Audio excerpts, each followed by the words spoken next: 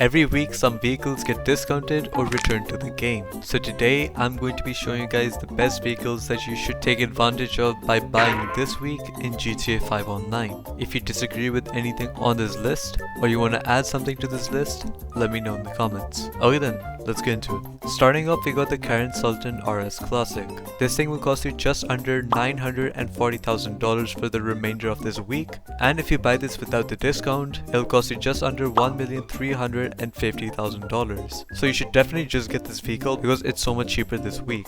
On top of that, this is one of the best tuner cars in the game and one of the best overall cars in the game, mainly because of its all-wheel drive and the fact that it can do really good on-road and off-road. Because this is a tuner's car, it also has stands, so if you want to go faster in a straight line, you can lower it, and for example, if you want to take good pictures of your car, you can lower it. This thing, because it's a tuner's car, has a ton of customization. Like, you can make so many builds with this thing. You can make it into a rally inspired vehicle, you can make it into a normal road vehicle, or literally a crazy time attack build. Or obviously you can completely rice it out with pink color and dollar rims and mismatched body panels. This thing is really good handling, really good acceleration, but unfortunately a pretty average top speed.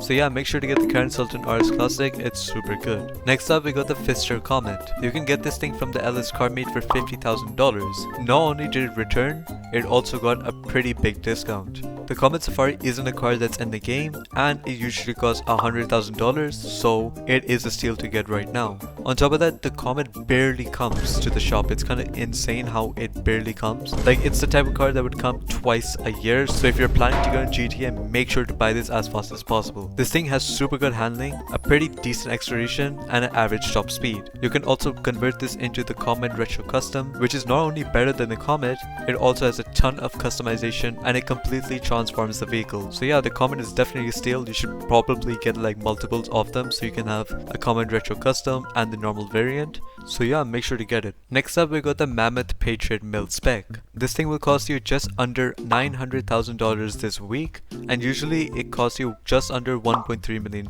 so it's a pretty good steal. Now unfortunately, the Patriot Mil-Spec isn't the best vehicle. It basically sucks at everything related to driving when it comes to handling, getting up to speed, acceleration, off-roading. The only thing it's actually good at is probably the brakes, but that's mainly because this thing is so slow. This thing also feels so heavy, but when you hit something, it feels like it's super light and kind of jumps into the air like it did a crazy 200 mph crash, so you can call this a really dramatic car. However, the Patriot Mil-Spec has something to it which is really good. This thing has Imani tech, so it has armor plating, missile lock-on jammer or a remote controlled unit, and machine guns on the front, as well as slicks. So this thing has everything that Imani Tech offers, which majority of Imani Tech cars don't get. The amount of Imani Tech this thing has is the same amount as the Buffalo STX, so if you're getting a car just mainly for Imani Tech, then make sure to cop this instead of paying $1.6 million for the Buffalo STX, even though I do agree that the Buffalo STX is much better than this thing when it comes to performance.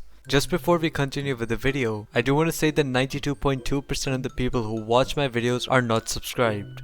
So if you're finding this video useful, make sure to subscribe because I'm going to be posting a ton of content like this. So yeah, let's get back into the video. And last but not least, we got the Obey Omnis EGT. This thing is such a good vehicle on its own, and with the discount, it's a steal. Usually this will cost you just under $1.8 million, but this week it's going to cost you just over $1,250,000, which is insane. This is a pretty good electric car. This thing doesn't have the greatest top speed, but that's kinda how all electric cars are. This is also one of the best Imani Tech cars in the game because this has a missile lock-on jammer or a remote controlled unit, armor plating, and slicks. Something super cool about this is that because it's electric, it takes more homing missiles and RPGs. So this thing takes 12 homing missiles, which is insane.